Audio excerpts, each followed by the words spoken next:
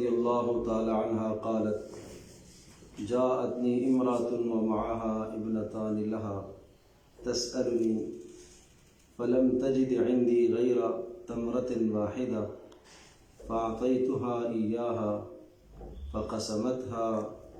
بين ابنتين ولم تأكل منها ثم قامت فخرجت فدخل النبي صلى الله تعالى عليه وسلم فحدثته فقال من ابتلي من هذه البنات بشيء فأحسن إليهن كن له سترا من النار. وقال رسول الله صلى الله تعالى عليه وسلم من عال جاريتين حتى تبلغ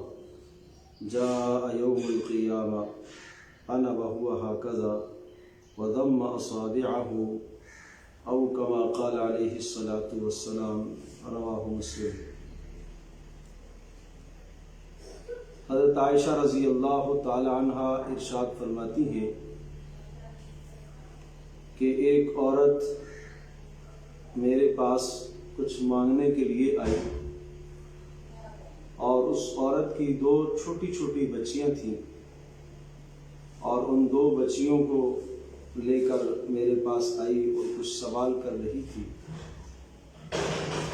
لیکن میرے پاس سوائے ایک کھجور کے اور کوئی بھی چیز دینے کے لیے نہیں تھی، تو وہ ایک کھجور ہی میں نے اس عورت کو دے دی. فقسمتها بین ابنتیہا، اس عورت نے اس کھجور کے ایک دانے کو اپنی 2 بچیوں کے درمیان میں تقسیم کر دیا، آدھا آدھا کر دیا، اور ولم تأکل منہا، خود اس کھجور کے دانے میں سے کچھ بھی اس نے نہ کھایا. اور یہ منظر جب ہوا ثم قامت فخرجت، پھر وہ اٹھ کر چلی گئی. فدخل النبی صلی اللہ تعالی علیہ وسلم، رسول اللہ صلی اللہ تعالی علیہ وسلم تشریف لائے تو میں نے حضرت صلی اللہ تعالی علیہ وسلم کے سامنے یہ قصہ، یہ واقعہ بیان کیا. تو رسول اللہ صلی اللہ تعالی علیہ وسلم نے ارشاد فرمایا من ابتلی من هذه البنات بشيء، جو آدمی ان بچیوں کے ذریعے سے کسی تکلیف میں، کسی آزمائش میں مبتلا کیا گیا، فأحسن إليهن، اور اس شخص نے ان بچیوں کے ساتھ حسن سلوک کیا، کن له سترا من النار، تو یہ بچیاں اس کے لیے جہنم سے پردے کا، جہنم سے رکاوٹ کا ذریعہ بن جائیں گی. حضرت عائشہ رضی اللہ تعالی عنہ کی اس مبارک حدیث میں پہلی بات تو یہ سمجھ میں آئی کہ حضرت عائشہ رضی اللہ تعالی عنہ ارشاد فرماتی ہیں کہ میرے پاس سوائے ایک کھجور کے دانے کے دینے کے لیے کچھ اور نہیں تھا. تو اس زمانے میں رسول اللہ صلی اللہ تعالی علیہ وسلم کا گھرانہ بھی ایسا تھا کہ گھر میں تنگ دستی اور غربت کا یہ عالم ہوتا تھا کہ کھانے کے لیے وافر مقدار میں اشیاء میسر نہیں ہوتی تھی، اور کبھی ایسا بھی ہوتا کہ اپنے گھر میں اپنی ذات کے کھانے کے لیے رسول اللہ صلی اللہ تعالی علیہ وسلم کو کھلانے کے لیے بھی کچھ میسر نہیں ہوتا تھا. اور حضرت عائشہ رضی اللہ تعالیٰ عنہ ارشاد فرماتی ہیں کہ ایک چاند، 2 چاند، تیسرا چاند بھی آ جاتا، ہمارے گھر میں آگ تک بھی نہیں جلتی تھی. کہ یہ حال تھا کہ پکانے کے لیے کوئی چیز ہوتی ہی نہیں تھی کہ جس چیز کو ہم پکانے کے لیے آگ جلائے. حضرت عائشہ رضی اللہ تعالیٰ عنہ سے پوچھا گیا کہ پھر آپ کی گزر بسر کس طرح سے ہوتی تھی؟ تو ارشاد فرمایا ہمارا گزارا کھجور اور پانی پر ہوا کرتا تھا. تو اس سے یہ سبق ہمیں ملتا ہے کہ گھر میں کیسے بھی حالات آ جائیں، کھانے کو کچھ بھی میسر نہ ہو، تب بھی ہمارے ذمہ لازم ہے کہ ہم اللہ کا شکر ادا کریں. کبھی کبھی گھر میں تنگ دستی کا مرحلہ پیش آتا ہے، مالی اسباب میں تنگی ہو جاتی ہے اور ملازمتوں کے اندر کمی ہو جاتی ہے، یا مالی اسباب تنگ ہو جاتے ہیں تو فطرت ہے کہ آدمی کے دل میں بڑی سخت ناگواری ہوتی ہے، اور خاص طور پر جب آدمی نماز کا پابند ہو، تلاوت کا پابند ہو، اعمال صالحہ کا اہتمام کرتا ہو، گناہوں سے اپنے آپ کو بچاتا ہو، تو اس موقع پر یہ بات ذہن میں آتی ہے کہ اتنے نیک اعمال کرنے کے باوجود بھی پھر بھی گھر میں تنگ دستی ہے۔ تو رسول اللہ صلی اللہ تعالیٰ علیہ وسلم کے گھر کی مثال ہمارے لیے نمونہ ہے کہ رسول اللہ صلی اللہ تعالیٰ علیہ وسلم کے گھر میں کون سی عبادت کی کمی تھی۔ ازواج مطہرات بھی بھرپور عبادات کو بجا لانے والیاں تھیں۔ خود رسول اللہ صلی اللہ علیہ وسلم کی زندگی ایسی تھی کہ حضرت عائشہ رضی اللہ تعالیٰ عنہ نقل فرماتی ہیں کہ رات کی عبادت رسول اللہ صلی اللہ علیہ وسلم کی ایسی تھی کہ کھڑے کھڑے آپ کے پاؤں مبارک سوکھ جاتے تھے، آپ کے پاؤں میں ورم آ جایا کرتا تھا، اس لیے کہ وہ سب کے سب لوگ ہمیشہ آخرت کو مد نظر رکھتے تھے۔ دنیا کی تنگ دستی، دنیا کے فاقے، دنیا میں مال کا نہ ہونا، یہ تکلیفیں، ان تکلیفوں کو بہت عارضی تکلیفیں سمجھتے تھے، اور آخرت کی جو بڑی تکلیف ہے اس تکلیف سے اپنے آپ کو بچانے کے لیے اپنی زندگی میں وہ محنت کیا کرتے تھے۔ تو ہمارے لیے رسول اللہ صلی اللہ تعالی علیہ وسلم کا گھرانہ ایک بہترین مثال ہے۔ لقد کان لکم فی رسول اللہ اسوۃ حسنہ، تمہارے لیے رسول اللہ صلی اللہ علیہ وسلم کی زندگی میں ایک بہترین نمونہ ہے۔ اس لیے سب سے یہ درخواست ہے کہ کبھی بھی گھر میں کسی بھی قسم کی تنگی آ جائے، مالی تنگی آ جائے، بیماری آ جائے، نیک اعمال کے باوجود بھی اگر تکلیفوں کی کیفیت گھر میں آ جائے تو رسول اللہ صلی اللہ علیہ وسلم کے گھرانے کو یاد کیا کریں۔ انشاءاللہ بہت زیادہ صبر کا مقام ہوگا، انشاءاللہ بہت زیادہ صبر کی اللہ پاک توفیق عطا فرمائے گا۔ اور ایک جگہ پر ارشاد فرمایا وَلَنَبْلُوَنَّكُمْ بِشَيْءٍ مِّنَ الْخَوْفِ وَالْجُوعِ وَنَقْصٍ مِّنَ الْأَمْوَالِ وَالْأَنفُسِ وَالثَّمَرَاتِ، کہ اللہ تمہیں ضرور آزماتا رہے گا۔ کیسے آزمائے گا؟ وَلَنَبْلُوَنَّكُمْ بِشَيْءٍ مِّنَ الْخَوْفِ، کبھی دشمنوں کا خوف آئے گا، کبھی مال کی کمی آئے گی، کبھی زراعت اور کھیتیوں میں کمیاں واقع ہو جائیں گی، اور کبھی تمہارے گھر کا کوئی فرد تم سے چھوٹ جائے گا، موت واقع ہو جائے گی۔ یہ سب حالات آئیں گے، لیکن فرمایا وَبَشِّرِ الصَّابِرِينَ، صبر کرنے والوں کے لیے خوشخبری ہے۔ تو اس لیے گھر کی تنگ دستی، گھر کا فقر، گھر کی تنگی میں خواتین کو بھی بہت صبر سے کام لینا چاہیے۔ کبھی بھی اگر گھر میں تنگی آ جائے تو وہ اپنے شوہر کے ساتھ برہم ہونا، غصے ہونا، لڑائی کرنا اور ناراض ہونا، اور اس طرح سے گھر میں انداز اختیار کرنا کہ خدا نخواستہ شوہر کسی حرام کام میں مبتلا ہو اور کہیں سے مال، حرام راستے سے مال وہ کھینچ کر لائے، کہ جب وہ گھر کے اندر یہ تلخی دیکھتا ہے، گھر کے اندر جو ہے وہ گھر کا نظام بگڑا ہوا دیکھتا ہے، صبر تحمل جب گھر میں نہیں ہوتا، اولادوں میں نہیں ہوتا، بیوی میں نہیں ہوتا، تو شوہر پھر بسا اوقات مجبور ہو جاتا ہے، اگر ایمانی طاقت اور حرارت کمزور ہوئی تو وہ حرام کام میں ہاتھ ڈالے گا اور حرام پیسہ لے کے آئے گا، جس سے بہت بڑا نقصان ہوگا۔ تو اس لیے یہ بہت بڑا سبق ہے رسول اللہ صلی اللہ علیہ وسلم کے گھرانے کا حال، کہ حضرت عائشہ رضی اللہ تعالیٰ عنہ فرماتی ہیں میرے گھر میں سوائے ایک کھجور کے دانے کے دینے کے لیے اور کچھ بھی نہ تھا۔ دوسری بات یہ سمجھ میں آئی کہ حضرت عائشہ رضی اللہ تعالیٰ عنہ ارشاد فرماتی ہیں وہ کھجور کا دانہ میں نے اس کو دے دیا، پتہ یہ چلا کہ اتنا صدقہ کرنا وہ بھی باعث اجر ہے۔ اس لیے کہ آدمی سوچتا ہے کہ ایک کھجور کے دانے سے کسی کا کیا بنے گا، ایک کھجور کا ٹکڑا اس سے کسی کا کیا کام ہوگا، لیکن رسول اکرم صلی اللہ علیہ وسلم کے ارشاد سماعت فرمائیے، آپ نے فرمایا اتقوا النار ولو بشق تمرۃ، اپنے آپ کو جہنم سے بچاؤ، اور صدقے کے لیے کچھ نہ ہو سکے تو کھجور کا آدھا ٹکڑا ہی صدقہ کر کے اپنے آپ کو جہنم سے بچاؤ۔ تو پتہ چلا کہ یہ آدھا ٹکڑا کھجور کا اللہ کے ہاں یہ بھی قابل قبول ہے، اخلاص کے ساتھ بندہ دے گا تو یہ بھی قابل قبول ہے۔ اور قرآن مجید کی ایک آیت فَمَن يَعْمَلْ مِثْقَالَ ذَرَّةٍ خَيْرًا يَرَهُ، جو آدمی ایک ذرے برابر بھی نیکی کرے گا اس نیکی کا وہ اجر پالے گا۔ تو اس لیے کبھی بھی اس چھوٹی نیکی کو، مختصر نیکی کو، ذرہ سی نیکی کو، کہ چھوٹا سا کوئی کسی کے ساتھ احسان کرنا، کسی کو صدقہ معمولی سی رقم میں دے دینا، اس کو آدمی حقیر نہ جانے۔ اللہ تبارک تعالیٰ کے ہاں اس کی بڑی قدر و منزلت ہے۔ جو آدمی جس صدق سے اور سچائی سے دے گا اللہ تبارک تعالیٰ اسے اجر دے گا۔ یہاں ایک بات اور ذہن نشین فرما لیجیے کہ صدقہ دینے سے آدمی کے اوپر سے مصائب ٹل جاتے ہیں، پریشانیاں دور ہوتی ہیں۔ صدقہ دینے سے آدمی کے مال میں ترقی ہوتی ہے، مال صدقے سے گھٹتا نہیں ہے، مال صدقے سے بڑھتا ہے۔ لیکن صدقہ اس طرح سے ہو جس طرح سے شریعت میں صدقہ دینا مطلوب ہے۔ شریعت میں جو شرائط صدقے کے بتلائے گئے ہیں ان شرائط کی پابندی کی جائے۔ شریعت میں کہیں بھی صدقے میں کثرت کی بات نہیں ہے کہ آپ بہت زیادہ مال اللہ کی راہ میں صدقہ کریں، یہ بات نہیں۔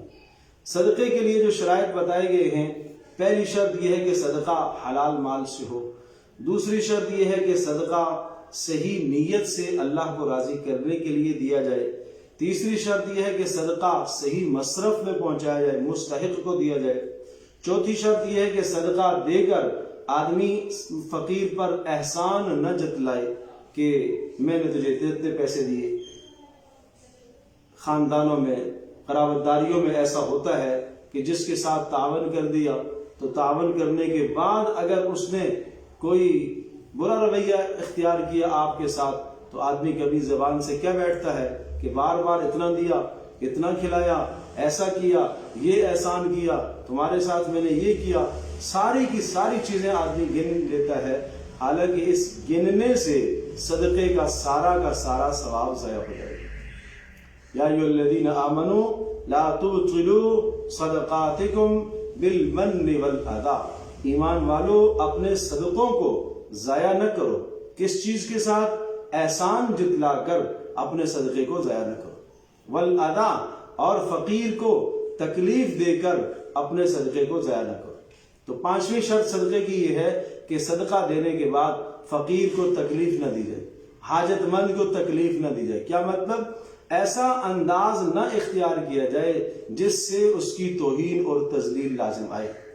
چاہے خاندان کا کوئی آدمی ہے، باہر کا اجنبی ہے، جاننے والا ہے، جاننے والا نہیں ہے، آپ نے اپنے خاندان میں دیکھا کہ ایک جاننے والا آدمی ہے لیکن ہے حاجت مند ہے اور آپ اس کے ساتھ تعاون کرنا چاہتے ہیں، کوئی ایسا برا رویہ نہیں اختیار کرنا، کوئی چہرے پر ایسا تاثر نہیں لانا کہ جس تاثر سے اس کی حوصلہ شکنی ہو، جس تاثر سے اس کی دل آزاری ہو، جس تاثر سے اس کا دل ٹوٹتا ہو، اس سے آپ کے صدقے کا سارا اجر ضائع ہو جائے۔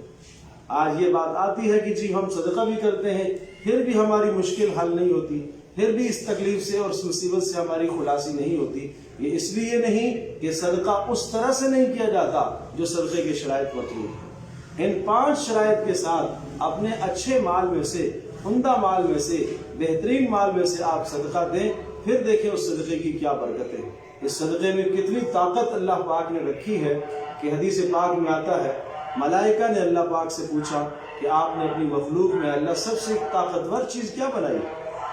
بتایا سب سے زیادہ طاقتور چیز میں نے جو بنائی ہے وہ بڑے بڑے پہاڑ بنائے۔ اے اللہ پہاڑوں سے زیادہ طاقتور کیا ہے؟ کہا پہاڑوں کے اندر میں نے لوہا رکھا ہے جو پہاڑوں سے زیادہ طاقتور ہے۔ اے اللہ اس لوہے سے زیادہ طاقت والی چیز کیا ہے؟ فرمایا آگ بنائی ہے جو لوہے کو بھی پگھال دیتی ہے۔ اے اللہ آگ سے زیادہ سخت کیا چیز ہے؟ کہا پانی بنایا جو اس آگ کو بھی بجھا دیتا ہے۔ اے اللہ پانی سے زیادہ سخت کیا چیز ہے؟ فرمایا ہوا کو پیدا کیا جو پانی کو بھی بادلوں کی شکلوں میں اڑا کر لے جاتی ہے۔ اور اے اللہ اس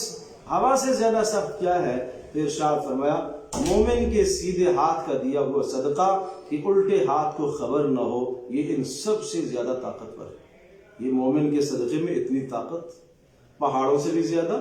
آگ سے بھی زیادہ، ہواؤں سے بھی زیادہ، پانیوں سے بھی زیادہ، یعنی ہوائیں جو مصیبتیں لے کر آتی ہیں، پانی کے ذریعے سے جو مصیبت اور طوفان آئے، آگ کے ذریعے سے جو طوفان آئے، پہاڑوں کے ذریعے سے جو طوفان آئے، یہ سب کے سب طوفان صدقے سے ٹل سکتے ہیں۔ اتنے بڑے بڑے طوفان کس سے ٹل سکتے ہیں؟ صدقے سے. لیکن صدقہ اس طرح سے ہو جس طرح سے مطلوب ہے.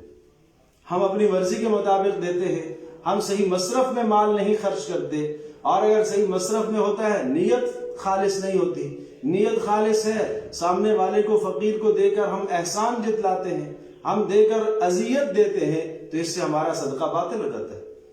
قرآن میں ارشاد فرمایا قول معروف ومغفرۃ خیر من صدقۃ یتبعها اذی،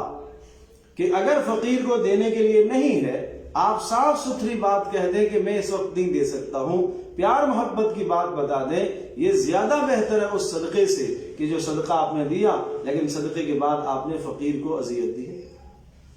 تو اس لیے ان شرائط کے ساتھ صدقہ دیا جائے. تو دوسری بات یہ پتہ چلی کہ حضرت عائشہ رضی اللہ تعالی عنہا نے صدقہ دیا ایک کھجور کا ٹکڑا. تیسری بات فقسمتها بین ابنتیہا،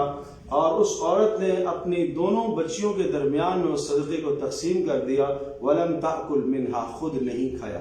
یہ ایک ماں کی شفقت ہے، ایک ماں کا پیار ہے اپنی بچیوں کے ساتھ. اور یہ سبق ہمیں دے رہا ہے کہ ماں، یقیناً ماں کی ممتا ایسی ہی ہوتی ہے کہ وہ خود بھوکی رہ کر اپنی اولادوں کو پالتی ہے، اپنی بچیوں کو پالتی ہے. اور اس طرح سے وہ کھا کر چلی گئی. ثم قامت فخرجت، وہ چلی گئی.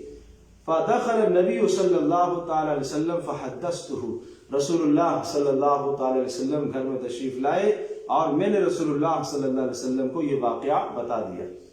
اس سے ایک بات یہ بھی سمجھ میں آئی کہ بیوی گھر میں اگر موجود ہو اور اس نے ایسا کوئی عمل کیا ہو، اچھا عمل بھی ہو، اس عمل کی اطلاع اگر شوہر کو دے دیتی ہے تو کوئی مذائقہ نہیں. جیسا کہ رسول اللہ صلی اللہ علیہ وسلم کو حضرت عائشہ رضی اللہ تعالی عنہا نے یہ سارا واقعہ بیان کر دیا کہ ایک کھجور کا ایک دانہ وہ میں نے دیا،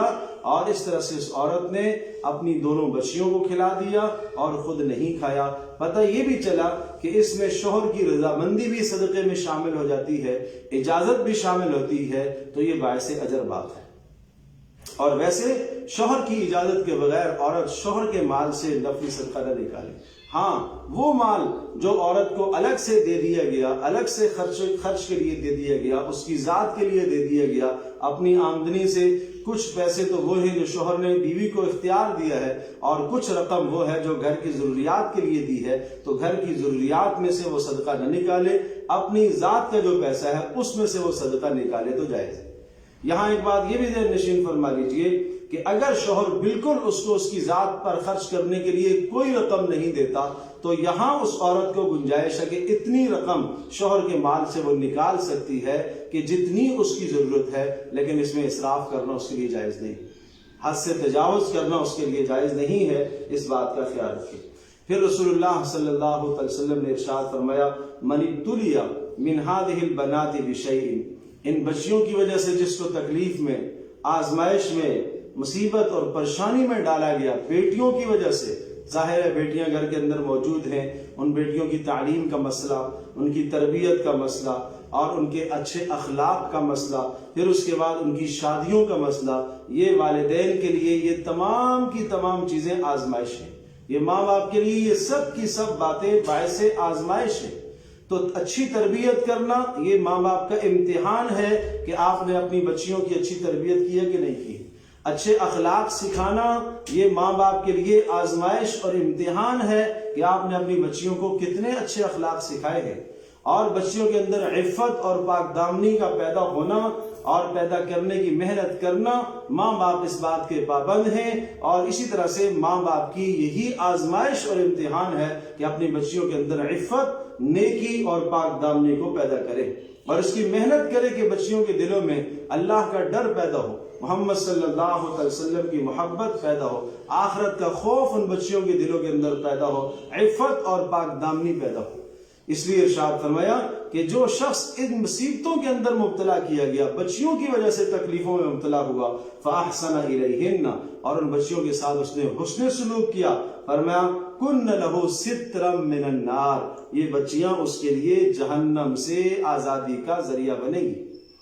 یہ بچیاں اس شخص کے لیے جہنم سے بچاؤ کا ذریعہ بنے گی. یہ بچیاں اس شخص کے لیے جہنم سے ڈھال بنے گی. یہ کب؟ کہ جب ان بچیوں کی اس نے اچھی تربیت کی ہو، ان بچیوں کو اس نے اچھے اخلاق سکھائے ہو، ان بچیوں کو اس نے نیکی اور پاک دامنی سکھائی ہو، اور بچیوں کے بالغ ہونے پر مناسب جگہ پر ان کی شادی اس نے کر دی ہو، ان تمام باتوں کے اندر اس نے بچیوں کی رعایت رکھی ہے، تو اس کے بدلے میں اللہ تبارک و تعالیٰ اس شخص کو جہنم سے دور کر دے۔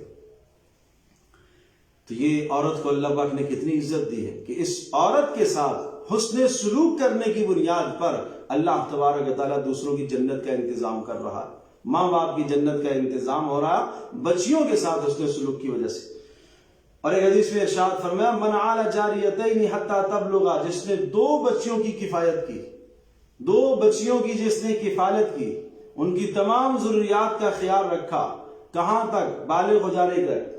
اور یا ظاہر ہے بلوغ کے بعد ان کے مناسب رشتوں کا انتظام کیا، جاء یوم القیامت انا وہو ہکذا، کہ وہ اور میں قیامت کے دن اس طرح ہوں گے۔ کس طرح؟ رسول اللہ صلی اللہ تعالی وسلم نے اپنی شہادت کی انگلی اور بڑی انگلی کو ملایا، جس طرح سے یہ 2 انگلیاں ملی ہوئی ہے، قریب قریب ہے، اس طرح سے ہم دونوں ایک ساتھ ہوں گے۔ بچیوں کی تربیت پر یوں رسول اللہ صلی اللہ علیہ وسلم کا پڑوس ملتا ہے، بچیوں کی نیک تربیت پر اس طرح سے جنت کا فیصلہ ہوتا ہے، بچیوں کی اچھی تربیت پر اس طرح سے جہنم سے خلاصی کا پروانہ ملتا ہے۔ تو اس لیے ماں بہنوں سے بھی میری درخواست ہے، بزرگوں دوستوں سے بھی درخواست ہے کہ اپنے گھروں میں اپنی بچیوں کی اچھی تربیت کریں۔ آج کل بچوں پر مال لگایا جاتا ہے، بچوں کی تربیت میں بھرپور محنت کی جاتی ہے، ان کو پڑھانے میں بھرپور محنت کی جاتی ہے، اس لیے کہ جناب وہ جو مال لگتا ہے وہ کل مال واپس ریٹرن آ جاتا ہے، اور بچی چونکہ باہر زندگی اس نے گزارنی ہے، اور ظاہر سی بات ہے کہ اس کو رشتہ اس کا باہر دینا ہے، تو اس میں وہ دلچسپی اور رغبت نہیں ہوتی، اس لیے رسول اللہ صلی اللہ علیہ وسلم نے یہاں رغبت دلائی، یہاں بہت بڑی آپ نے رغبت دلائی ہے کہ بچیوں کی بھی تربیت کی جائے۔ لیکن بہت اچھی طرح سے یہ بات ذہن نشین فرمائیں، اس تربیت سے اخلاقی تربیت، دینی تربیت، معاشرے میں جینے کا سلیقہ، معاشرے میں رہنے کا سلیقہ، آپ ضرور دنیاوی تعلیم بھی دلوائیے لیکن دینی تعلیم کو مقدم کیجیے، دینی تعلیم کو بھی اپنے گھر میں اس کو حصہ دیجیے، دینی تعلیم کو بھی اپنی بچیوں کا نصاب شمار کیجیے کہ بچوں کے لیے تو بڑی اعلیٰ تعلیم یا بچیوں کے لیے دنیاوی تعلیم کے لیے بہت بڑا انتظام کیا، لیکن ان کو کبھی قرآن نہ سکھایا، ان کو کبھی اخلاق نہ سکھائے، ان کو کبھی جو ہے مسائل پاکی اور ناپاکی کے مسائل بھی نہ بتائے، تو پھر یہی بچیاں قیامت کے دن وبال بن جائیں گی، یہی بچیاں آخرت میں عذاب کا ذریعہ بن جائیں گی کہ دنیا کی تعلیم تو بہت دلوائی ہے، بہت دلوائی ہے، اعلیٰ سے اعلیٰ ڈگریاں آپ نے دلوا دی ہیں، ساری آپ نے محنت کی ہے، کیا آپ نے اپنی بچیوں کو قرآن مجید بھی سکھایا ہے؟ کیا آپ کی بچیاں بالکل مکمل درست قرآن مجید پڑھتی ہیں؟ کیا آپ کی بچیوں کو اتنا قرآن یاد ہے جو نماز میں پڑھ سکیں؟ کیا آپ کی بچیوں کو طہارت اور پاکی کے مسائل معلوم ہیں؟ حالانکہ شریعت میں یہ پاکی کے مسائل جو خواتین سے متعلق مسائل ہیں یہ مشکل ترین مسائل ہیں، کیا وہ عورتیں پاکی ناپاکی کے سارے مسائل جانتی ہیں؟ کیا بیٹیاں جو ہے وہ ایام مخصوصات کے سارے مسائل انہیں معلوم ہیں؟ تو یہ معلوم، یہ مسائل سکھانا، ان مسائل کے سکھانے کا انتظام کرنا یہ ماں کی ذمہ داری ہے، یہ باپ اس بات کی فکر کرے، ایسی کتب کا گھر میں انتظام کرے اور ایسی تربیت کا انتظام کرے کہ بچیاں وہ دینی مسائل کو سیکھ سکیں، وہ قرآن کو سیکھ سکیں، رسول اللہ صلی اللہ علیہ وسلم کی سنتوں کو سیکھ سکیں۔ کتنی ہی اچھی بات ہو کہ بچیوں کو شادیوں سے پہلے احادیث مبارکہ میں سے کتاب الآداب یوں مذاکرہ کیا جائے، پڑھایا جائے، بچیوں کو یہ سمجھایا جائے، اور آج کل تو یہ ساری کی ساری احادیث کی کتابیں اردو میں بھی مل جاتی ہیں، کم از کم ایک نظر گزر تو جائے کہ رسول اللہ صلی اللہ علیہ وسلم کے یہاں ازواج مطہرات کس طرح سے زندگیاں گزارتی تھی، یا رسول اللہ صلی اللہ علیہ وسلم نے عائلی زندگی کے متعلق، ازدواجی زندگی کے متعلق رسول اللہ صلی اللہ علیہ وسلم کی کیا خوبصورت رہنمائی اور ہدایت ہے۔ تو یہ ہم سب کی ضرورت ہے، اس لیے حضرت صلی اللہ علیہ وسلم کے اس فرمان کو دل و دماغ سے سنیں، عمل کرنے کی کوشش فرمائیے۔ آپ نے فرمایا کہ جو بچیوں میں مبتلا کیا گیا جس کے گھر میں بیٹیاں ہیں اور ان بیٹیوں کی اس نے اچھی اور دینی اور بہترین تربیت کی، وہ بیٹیاں اس کے لیے جہنم سے خلاصی کا ذریعہ ہیں۔ اور جس نے 2 بچیوں کی تربیت کی ہے اور اس طرح سے کہ وہ بلوغ تک پہنچ جائیں، اچھی بہترین تربیت کی، بلوغ ہونے کے بعد ان کی شادی کا اس نے انتظام کر لیا، وہ اور میں جنت میں اس طرح سے ہوں گے جس طرح سے یہ شہادت کی انگلی اور برابر کی انگلی، بڑی انگلی دونوں برابر، اس طرح سے ہم دونوں جنت میں ہوں گے۔ اسی طرح سے ایک روایت میں یوں بھی آتا ہے، ایک شخص نے کہا کہ بیٹیاں نہ ہو تو کہا 2 بہنوں کی بھی اگر یہ تربیت کر لیتا ہے تو تب بھی اس شخص کی جنت کا مزام ہے۔ اور ایک بات یہ بھی ذہن نشین فرمائیے، حضرت صلی اللہ علیہ وسلم نے یہ بھی بتایا کہ جس شخص کی اولاد ہے اور اولاد جب وہ بلوغ کو پہنچ جائے اور اس نے اس کی اچھی تربیت کی تو یقیناً یہ اجر ہے، لیکن وہ بلوغ کے پہنچنے کے بعد اگر اسباب ہونے کے باوجود بھی ان کی شادی کا انتظام نہیں کرتا، اب اگر وہ اولاد کسی گناہ میں مبتلا ہوتی ہے تو اس گناہ کے اندر ماں باپ بھی پورے شریک ہوں گے، اس گناہ کا گناہ اور سزا ان کو بھی بھگتنی ہوگی، ان پر بھی وہ وزر ہے، ان پر بھی وہ وبال ہے، اس لیے کہ انہوں نے تربیت بھی ٹھیک نہیں کی اور ساتھ ساتھ اس کا انتظام انہوں نے کیوں نہیں کیا۔ تو بالغ ہونے کے بعد اولادوں کے لیے یہ انتظام کرنا اور اس پر سوچنا اور اس کے لیے فکر مند ہونا، یہ بھی معاشرے کی ایک ضرورت ہے۔ اللہ تبارک و تعالی ہم سب کے لیے سمجھنا عمل کرنا آسان فرمائے۔